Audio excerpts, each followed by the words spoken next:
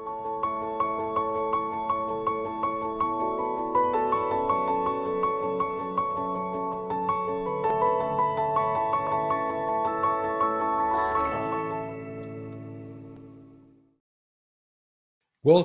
everybody, to episode number 14 of the Wonder and Awe podcast. I'm Louie Schwartzberg, and I'm going to be your host. And a lot of you know me from the films I make that celebrate life, making the invisible visible by taking viewers on journeys through time and scale, like my recent film, Fantastic Fungi. My work has always combined the how of science and the why of art.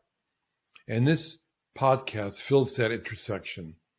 And what I've learned over many years of personal experience and filmmaking is that being immersed in nature increases our capacity for courage, creativity, kindness, and compassion, the components we need in order to create a world for life to flourish.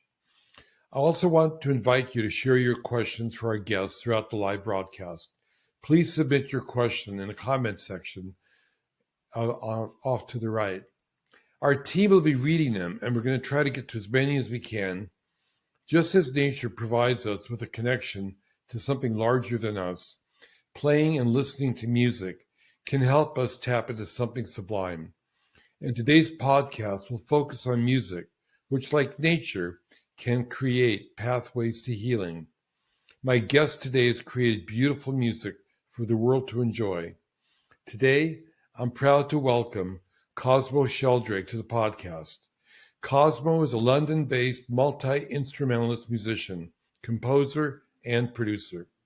Cosmo released his first single, The Moss, in 2014, which was followed by The Pelican's Wee, an EP in 2015, and his debut album, The Much Much How and I, in April 2018. Cosmo collaborated with Bernie Krause at the Great Animal Orchestra exhibition at Foundation Cartier in Paris, and in 2019, he released a series of wake-up calls, pieces composed entirely from recordings of endangered British birds. He's toured internationally, composed music for film and theater, and in 2015, he ran a community choir in Brighton. He releases music through his own label, Tardigrade Records. Welcome, Cosmo. Thanks for having me. How you doing? Yeah, I'm doing good. That's great. I've had a chance to interview your dad, Rupert, and also Merlin. And I know you grew up in the music and natural world surrounding you. I mean, your dad's a biologist. Your mother also teaches Mongolian overtone chanting. And you began, I think, playing the piano at 4 years old. And now you're making beautiful music that incorporates nature. And your brother wrote Entangled Life, a book about fungi. Can you talk about the influence your parents had in helping cultivate your creativity and love of the natural world? Well, I guess I grew up, so my dad's quite a sort of, I guess, a naturalist as well as a biologist. So I grew up spending a lot of time outside identifying different plants or trees or and birds. I mean, he always used to refer to me as the family bird spotter. So I was always encouraged to learn to try and identify birds by their song and also just visually as well. So yeah, we just grew up in a environment that was really just immersed in the kind of his particular kind of understanding of the natural world and sort of almost animistic, I guess. The kind of the world is very much alive and kicking, not a kind of mechanical process. And then with my mum's sort of always surrounded, been surrounded by this. She teaches workshops in Mongolian overtone chanting, so, and many other things, but you'll often hear this kind of wafting up of this sort of chanting coming through the floorboards, and she's doing her workshops of very obscure kind of sounds. And then she, years ago, worked with the electronic music composer and pioneer of electronic music, Karl-Heinz Stockhausen. And so there's just always been this, strong kind of musical flavor. Also, my dad's a pianist and plays Bach mainly, but I mean, all sorts. But so I grew up with kind of music very much everywhere. And then I was also Merlin, being a biologist as well, or a mycologist, just just very much immersed. And also my education, I studied anthropology, but particularly focused on sort of scientists as my main, or science as my main sort of like area. Well, I know from like the books I've read that your dad wrote, I mean, he has a very kind of holistic view of life on our planet. I mean, looking at it as a living universe, right? Not from a materialistic, old-fashioned point of view. Exactly, yeah. He's just actually published a paper a couple of days ago called "Is the Sun Conscious?" in the Journal of Consciousness Studies. So, I know you like to make music out of nature, and you've used field recordings and natural soundscapes in your work. Can you tell us where that comes from and why you're drawn to the natural world as a source of making compositions? it evolved from a number of threads. At the beginning, it was a form of journaling. I used to carry around a portable recorder and just record sounds wherever I went, and kind of like a sonic photography, I guess. And Yeah. I'd listen to those recordings or make pieces of music out of them that would then summarize a particular time or time period or traveling. So it's a way of kind of collecting memories and encounters of places and stuff. But then I got much more interested in the kind of discipline of acoustic ecology, and how sort of soundscape studies or recordings of places can actually tell you a huge amount about the health of an ecosystem. In fact, a lot more often than just like a visual study or looking at a place, listening to a place, you can tell much more about the kind of health of the biodiversity. And also I was particularly interested, I just like this, there's a whole strain of electronic music called music concrete, or just the idea of recycling sounds and turning them into other things. There's something I like about the kind of resourcefulness of that. You can turn one thing into a completely different thing. And it just felt like a kind of a storytelling technique of weaving together places and moments and encounters.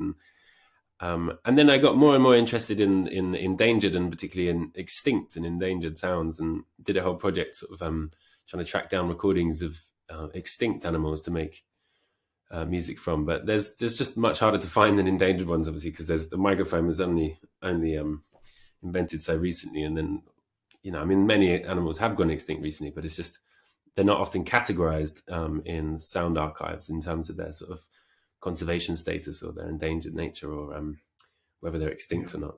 But all sorts really. I think sound is a particularly underlooked, represented sort of medium or way of understanding the natural world, or having insight into it. But it's increasingly becoming, in ecology is really beginning to recognize and take on board the power of sound as a vehicle for studying the natural world. As a filmmaker, I believe that the audio is like 50% of the experience when I make films. Combining natural sound with music. I love that you called it sonic recordings, and your process actually is a lot of what I do. I mean, I'll just go out and whether it's by chance there's a rainbow, or by chance there's a storm cloud, or by chance there's an egret. And I'll just, shoot these pieces, but I don't have a preconceived idea of how that puzzle's all going to come together, and I just have it by archive, as you must, when you feel like, oh, wow, I need that particular sound, or I want to weave that in. And you just, that you have it in your archive to be able to use it. And for me, that's a beautiful workflow. Totally. For me, it's like a kind of collage, almost like cutting and pasting and sort of assembling. It's just a kind of form of composition that's just organizing and massaging things into place, basically. And actually, when you're actually creating it, you're doing the same thing as well, because you're layering, different layers, different, soundtracks on top of each other. Again, a collage. So you got a collage of, recording sounds, and then you have a collage of playback, where you put these sounds on top of each other, weaving something that's really beautiful. So I was curious that, I think you literally have used mushrooms to create some sounds and compositions. Can you tell me where that idea came from, and how does that work? Well, there's this machine. In fact, I have one here, but there's this amazing inventor. He built these. He was a friend of my dad's, and in London, and built these unbelievable devices. This is a kind of quite a rudimentary version of one. It's called a plant chant. And then it's a bioelectrical monitor, basically. So these two electrodes, you clip these onto a plant or a fungus or whatever it is. And and then basically it just creates sound. So I can hear this an artist friend of mine called Mariana Hallman who's been making these boxes. So this is a wine cap mycelial. Oh wow! So this is wine cap fungus basically on a coffee substrate. And if I then basically turn this machine on and clip each of these contacts to these different pins going in there, then we should be able to hear the sound of the bioelectrical activity. So it picks up the electrical activity of the fungus. So let's have a listen anyway and see what happens. Okay.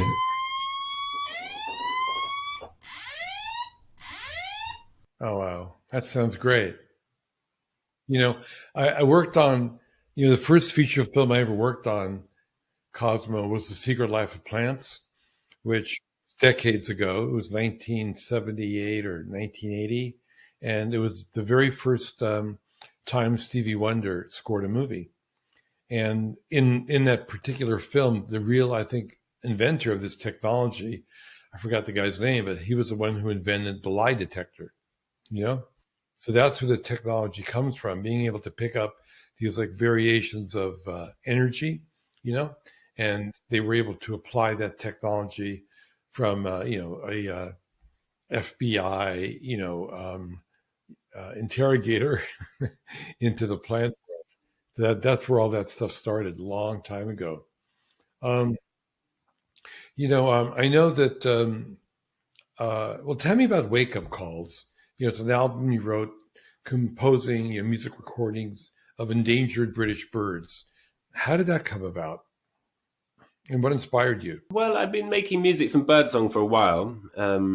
I first made a piece out of recordings of all of the British owls in about 2012, maybe as a present for my girlfriend, who painted me a picture of an owl and asked me to give her an owl back. So I basically made this piece by chopping up different recordings of the British owls, and it was meant to be a kind of lullaby, I guess. And then it evolved from there. I started writing a few different pieces for, I think it was one Christmas Eve. In fact, I needed to make some presents quite rapidly, and ended up making a few customized alarm clock pieces from recordings of dawn choruses for my family and a couple of friends. And it kind of began there. And then, they all just came together, and I was, just again, became interested in this, just shining a light on or highlighting some of the crazy rapid loss of habitats and loss of bird species and in all over the world. But I decided to particularly focus on the UK just because that's where I'm from and where I'm most connected to. But it just felt like a good way of highlighting this degradation, and then also, the aim is also to try and figure out a way slowly of, so each track on the record is kind of featuring or solo, like a different bird as the kind of soloist, or so they're named after all these different birds. And then as much as possible, I'm trying to figure out how to then use each of the money that's generated from those tracks. A certain percentage of each of those money will go back to that particular bird habitat or that particular conservation. So as a way of trying to, because especially when you're working with birdsong or any other animal song for that matter, I'm just interested in what the rights issues around that. And it's just, you can't pay them publishing royalties in the same way that you can pay another human being publishing royalties. And then, so, which I think, obviously, when the birds are such glorious musicians themselves, and a lot of the character of these recordings is very much from the birds. So I'm just trying to figure out how to come up with a way in which that the music can also then funnel energy and sort of money back into the various conservation initiatives around each of these sort of birds or the habitats that they sort of survive and thrive in. So that's a little bit about Wake Up Calls, just an attempt to engage in a kind of multi-species conversation and help. I think that's great. I never thought about the fact that there is no recording association for royalties for animals or elements of nature that deserve to get some kind of profit participation. I think that's pretty cool. I've been following quite closely. Have you seen that whole thing about the monkey took the selfie, and that they basically decided that animals couldn't own intellectual property right, essentially because they don't, obviously, like the courts decided that animals weren't conscious enough, or and so obviously there's also more subtleties because the photographer said he set the whole thing up and the monkey just pressed the button, which obviously gave him But the basic court ruling was more on the idea that basically only a human being could have an intellectual property right, and I personally disagree with that. I just think that how we define culture and intellectual property is needs to expand. I think incorporate a lot.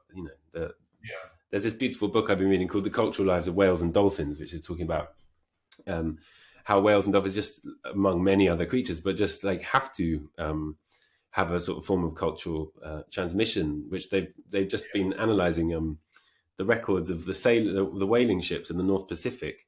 And basically, when they first started whaling in the North Pacific, over a period of about 3 or 4 years, there was a huge decrease in the actual harpoon strikes that were hitting the whales. And it's because the whales very rapidly learned that to escape the human beings, they needed to swim upwind. Whereas before that, their main defense tactic was to gather with their heads in the middle and their tails on the outside, because their the sperm whale's main predator was the killer whale. And so that was their defense mechanism for that. But the pace at which these techniques spread among the whale community meant that it had to be transmitted by some form of communication. It couldn't have been inherited across generations. Anyway, so that's just one example of many, and birds obviously are similar in their language is socially acquired. And you raise a bird in isolation, it has a much more impoverished kind of vocabulary, basically. So I think, given all these things, I think it's time that we certainly expanded our ideas of so-called intellectual property and the ways in which we can incorporate these creatures into some sort of royalty structures. Yeah, there's been some court cases in the United States where these large primates were being in cages, and the argument was that they have certain rights. I mean, we give corporations rights. Why wouldn't we say that a primate like a chimpanzee or something wouldn't have similar rights? And that's been some lawyers are trying to work that all the way up to the Supreme Court. But I think it's quite true. Again, it's that arrogant, narrow point of view, this human-centric point of view, that we're the only conscious beings on the planet. So what I know you're also working on another album with interspecies, blending birds and other animals. I mean, let's talk about that, and maybe perhaps you could even play some examples of what you're doing. That would be great.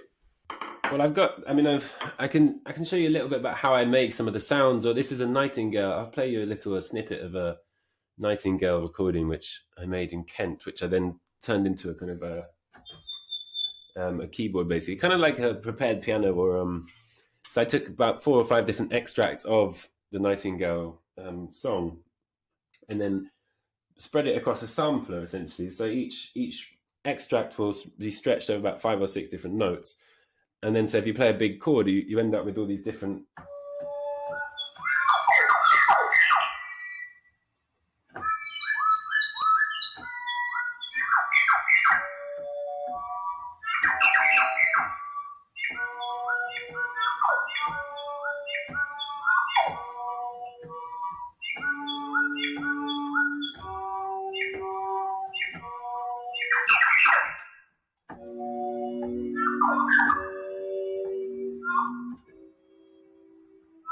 Anyway, that sort of that's kind of how, and then I'll slowly kind of assemble or layer up bits and bobs, and yeah. So that's some nightingale song, and then this is the recording of a bittern. Ooh, it's a bit low.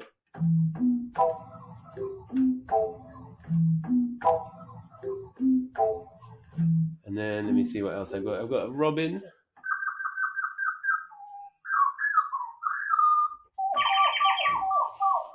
And then this is an owl on the bass.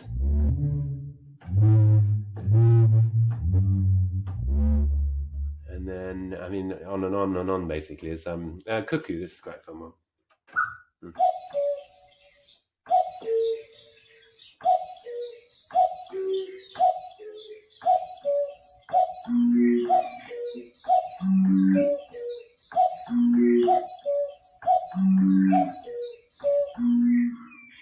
So this is a recording of the longhorn sculpin.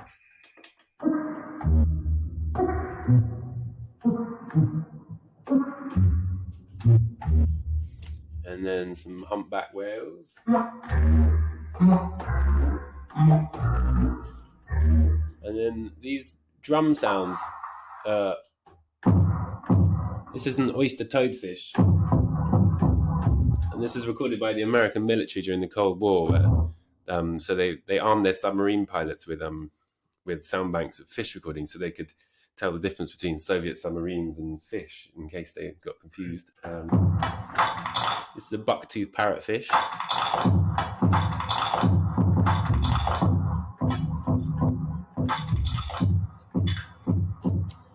And so do these recordings go through some type of like synthesizer that manipulates them a little bit? I mean, not really. I mean, the only thing that's changed in any of them is just slowing them up and speeding them down. That's basically the only thing that I'm changing, other than potentially sometimes EQing them a bit or taking some of the lows or the highs out. But I mean, this is basically what they sound like. That's just what an oyster toadfish sounds like. And a buck-toothed parrotfish goes around sort of with a beak crunching up coral. And I mean, there's let's see, there's a humpback. You can hear it.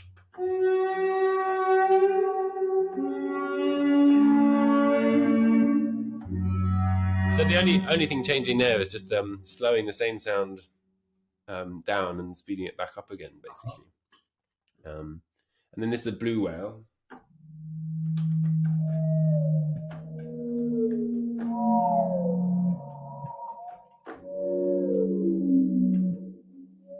Anyway, so that's some of the sounds I'm working with currently for the ocean music. So Cosmo, let's have a listen of how you've blended all these incredible animal sounds together. Great. This is one of the tunes from the Wake Up Calls.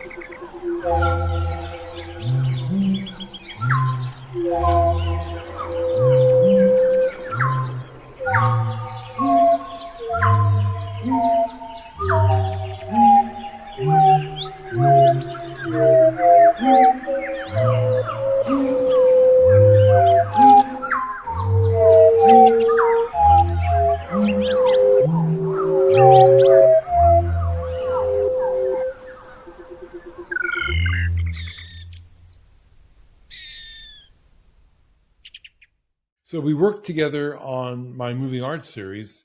You scored the Galapagos episode. Tell me, like, what was that process like, and how maybe the imagery inspired your composition? Well, it was really fun, actually. It was some just extraordinary footage. Trying to treat the whole process almost like making a ballet or something, and working with the animal basically as dancers, really. And so I saturated myself in lots of ballet music.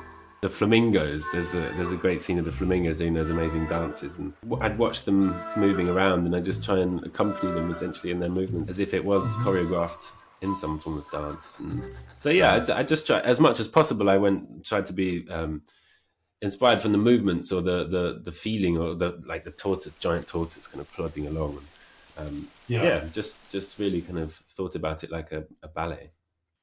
There's a really beautiful, playful, kind of quirky style, I think, that you approached in scoring that. I mean, it's certainly 180 degree different than a BBC documentary score would be. Definitely. I mean, I've always actually found it quite maddening how like the kind of general natural world kind of film, a lot of the BBC scores to some of their stuff, they're either completely over the top or just really monotonous. And like, I love the BBC. I love all of those nature documentaries. I don't mean at all to have a bad word against them. I watch them all and love them all. But I feel like there's a lot of room to explore the musical angle there, which doesn't just fall down the classic kind of orchestrated orchestral kind of filmic sort of scores. I mean, I think there's a lot of room to play, basically.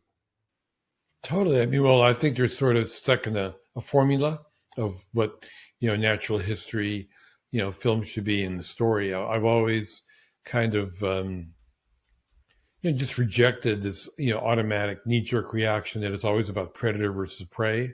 There's always a setup that something's in danger, something's about to get eaten or killed, because that creates quote unquote drama or ratings. And they feel that's always like a necessary ingredient in it. Whereas I'm sure that the work that you're aware of that, that even your dad, even Merlin talks about, there's a grand story of cooperation in nature, of interconnection that is, not based on kill or be killed, but based on relationships and symbiosis. Anyways, those are the films that obviously I like to make. And in Galapagos, we had no. It was a journey without any killing and that kind of old fashioned drama. Yeah, no, I think often they're overly storied, or they try and set up some protagonist and then a sort of danger and a threat. And I think obviously things in reality are a lot more complicated than that. Obviously, there isn't, for a prey animal being hunted, that's obviously a big part of their life. But in terms of just the subtlety of the relationships of in between species, they're just often way more complicated. Not only more complicated, but more. I think it's more interesting, because of that. Learning about a network for me is more fascinating than learning about a predator versus prey type of relationship, because as you say, it is so much more complex, but also has these moral values where life flourishes when there is cooperation and that everything is interconnected, and that to me, I think, is a good moral lesson for how humans could live their lives. Absolutely, and also if you look at the consequences of seeing the legacy of a certain kind of interpretation of Darwin and how it's sort of mapped onto human culture, and it's incredibly damaging. It sort of essentially tries to naturalize capitalism and competition, which is just deeply problematic, and trying to kind of look to the natural world to kind of justify some of these very human made highly artificial structures and cultural practices is a very dangerous thing indeed. But so it's refreshing to see this whole kind of new biology, this new kind of much more, this with this greater awareness of symbiosis and collaboration and interspecies kind of dense interspecies relationships that and reliances that actually are what I think more fundamentally underpin the kind of the natural world. Let's talk a little bit about music for healing. I know you composed the music for a series of Samuel Beckett plays at the Young Vic for Relax and Dream, a project that gave soothing music and nature videos to kids in hospital and hospice. Can you talk about the importance of music and natural imagery for people, especially children, in the hospital as part of a healing process? Well, it was a great project, basically doing exactly that. Just realizing there were, all these kids' hospitals and hospices where a lot of the people in these wards, they're highly sterile environments, sealed windows, as most hospital spaces are, and for kids that have these, they're in there for sometimes years, if not forever, or it's just been demonstrated time and time again that just exposure to sort of natural imagery and recordings of even just listening to birdsong is just hugely beneficial for mental health. And so just the project was just all about trying to bring a little bit of that outdoor world and into these highly clinical spaces.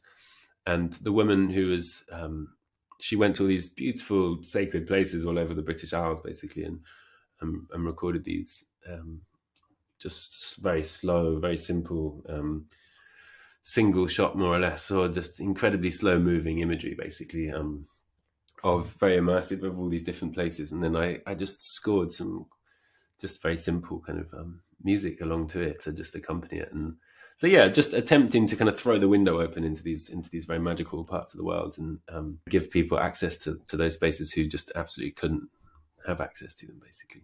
Yeah, I see that happening, more and more. I mean, actually, on our movie art series, which, you did the episode with Galapagos, I've had comments from parents saying that they had a major breakthrough with children with autism, and teenagers who were suicidal said that it saved their life. and many comments with people suffering from anxiety, depression, about to go into surgery or out of surgery, all the way to end of life anxiety. So it's amazing that, these programs, which are on Netflix, which don't proclaim at all to be a healing modality, end up getting all these comments where people suggest that they are a healing modality. And that's been an inspiration for me to bring that into healthcare. As a matter of fact, yeah, I mean, this is pretty remarkable. Like 2 weeks ago, there's a clinical trial just launched here in Santa Monica at the Pacific Neuroscience Institute, where I created like a 40-minute video that's shown on an 85-inch TV with music and headphones in a clinical trial to treat alcohol addiction, combining my imagery with psilocybin to treat people that are suffering from alcohol disorders. So it's slowly moving in the right direction, and it'll be interesting to see the results of the study. Totally. Well, I'm fascinated. I'd be very curious to hear about that. Yeah. There's a kind of time in medicine, at least in England, where the doctor might prescribe you some fresh air or send you to the seaside or something like that. And hopefully it's moving back in that direction where just people get prescribed a dose of the outdoors and be sent into a kind of wild place for a little while. So, I mean, it's really effective. It really works.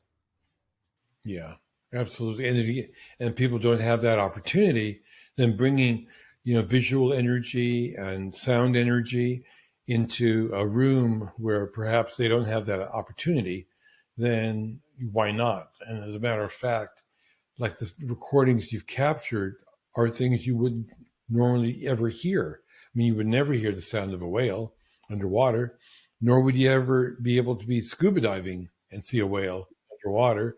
Yet we can bring that sacred rhythm, pattern, energy into the built environment. And especially with children, I think that's a miraculous healing modality. That's pretty remarkable. And I mean, with microphones and field recording, some of the fun is basically being able to take your ears and put them somewhere else. And for the last year, I've been working in this studio in a little cottage in Dorset, off the grid, with a little diesel generator and having to sort of power everything from solar panels. But just outside my studio is this big bird feeder, and I've been sellotaping my two tiny little microphones into the hedge, and then running long cables back into my studio and just sitting there with the headphones on, essentially with the microphones functioning as my ears, and just listening to the birds just cleaning their beaks from like right next to them, or flapping around me as if I was literally amongst them. And so the remarkable thing about microphones and camera technology is that you can transport your head and ears and your senses into this place that you could actually they'd never let you go, basically, and the birds would be too scared to carry on if you were sitting there with your head on the bird table. So that's part. I mean, for me, part of the kind of magic of field recording, and as a kind of practice, or even, I mean, the more I've done it, the more it's become a kind of meditational practice, because just the second you have some microphones, turn them on and put the headphones on, you suddenly you're bathing in this sound world that you otherwise wouldn't be aware of. It's because microphones don't differentiate like ears do. Like if you're sitting around a really noisy environment, you can kind of focus in or focus out of different aspects of it, whereas microphones just amplify all of it at once.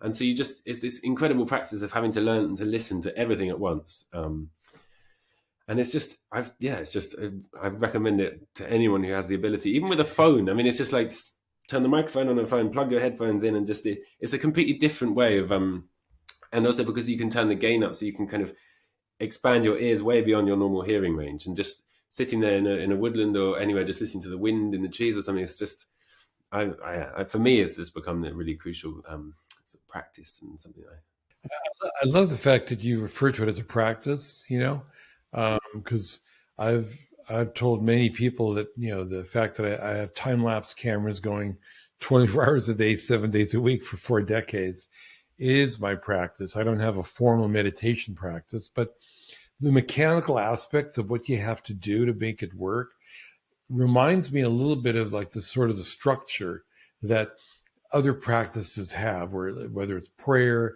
or chanting in order to get to a certain place. I mean, every morning I wake up, and first thing I do is I go to my time lapse room, and I look at what happened last night, and Did the flowers open? Did it move? Did it in frame? Is it out of frame?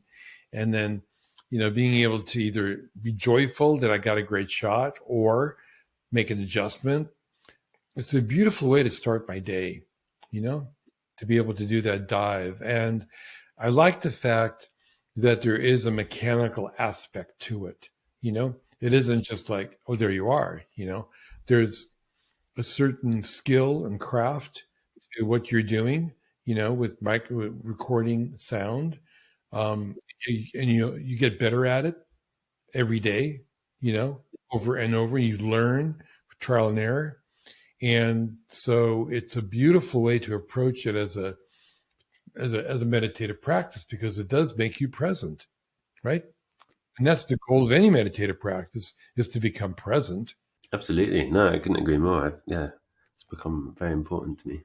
So you mentioned that, like, you're doing some of these recordings like in this cabin somewhere off the grid.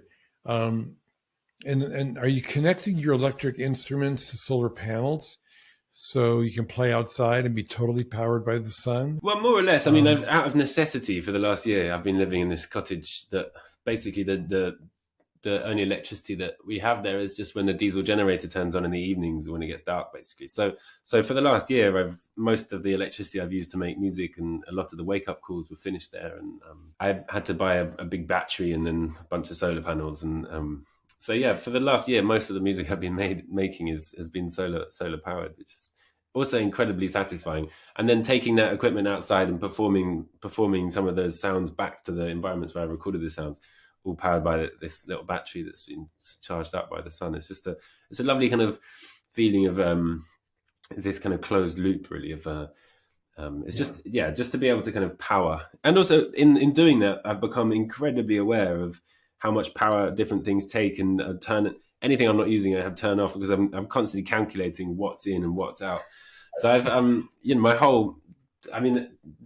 I've just moved into this new studio, and it's the first time I can ever just leave stuff on, which is also, it has its benefits too, because you don't have to kind of unplug and replug everything in the whole time. But there's been a massive lesson, certainly over the last year, thinking a huge amount about where your electricity comes from, how much you've got, and also planning. The slightly downside is that on really nice days, I have to take advantage of the sun and work. I have to work more when it's sunny, and on wintry kind of cold days, you just have to plan a lot more when you can really put time and energy into things, and try and be economical and ecological at the same time.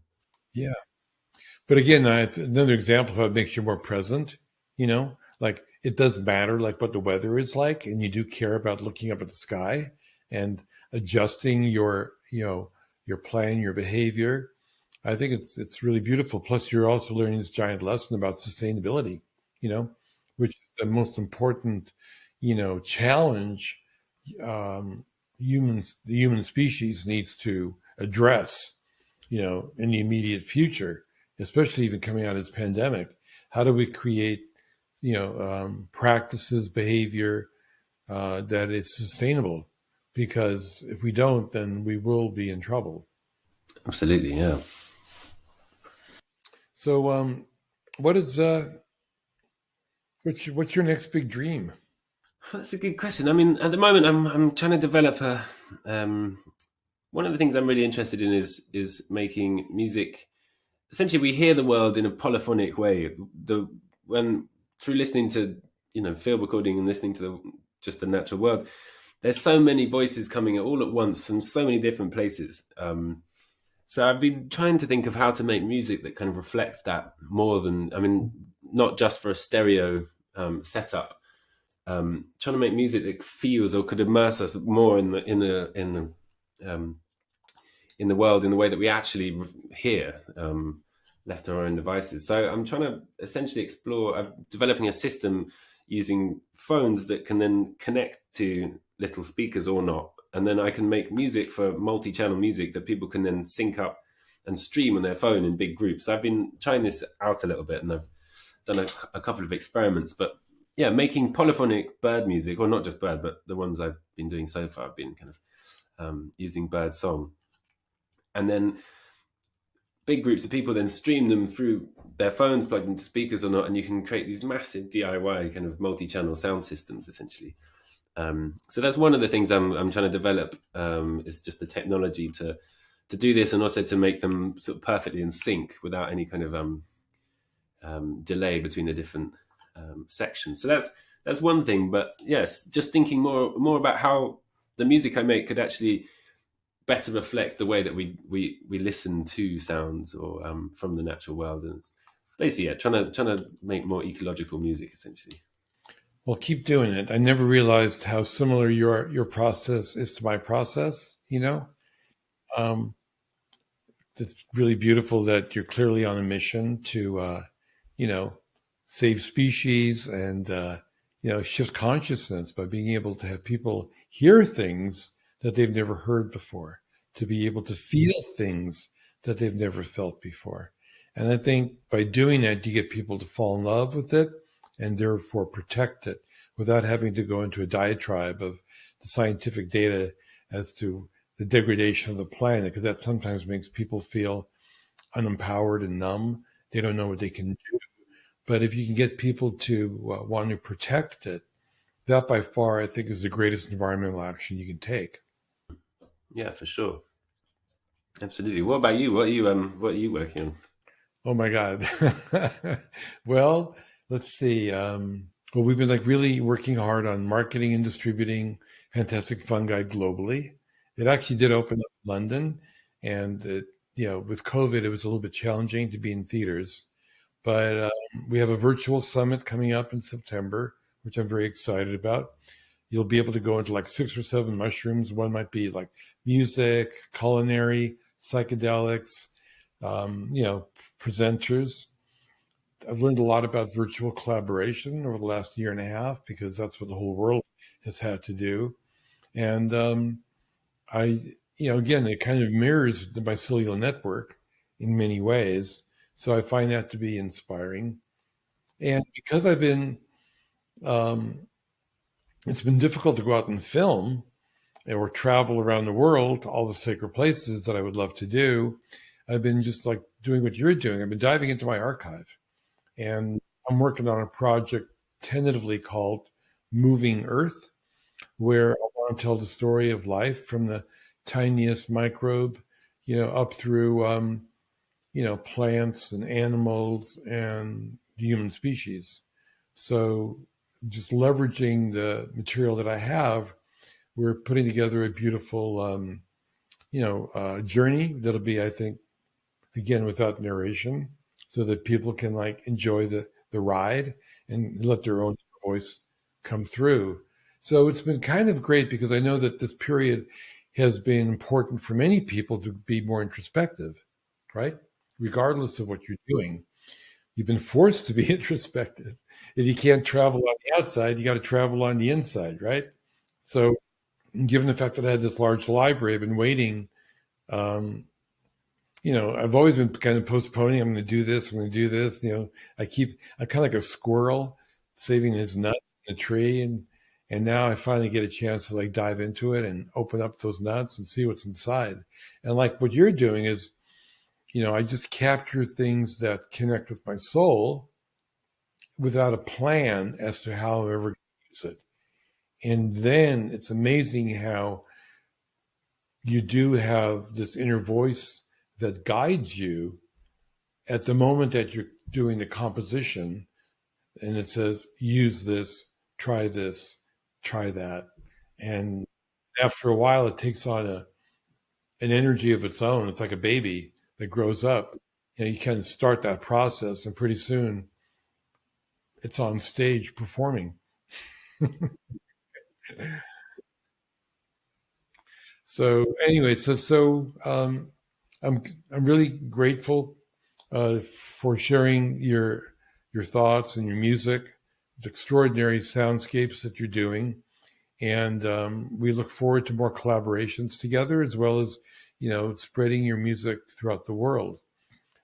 It's important more than ever that you're able to, I think, capture these magic moments, magic sounds, and to be able to share them with people which is really, really extraordinary. Yeah, and particularly when so many of them are increasingly endangered. So that's the thing. They're sort of rarer and rarer. So it's important to kind of absolutely to work with them while they're still around.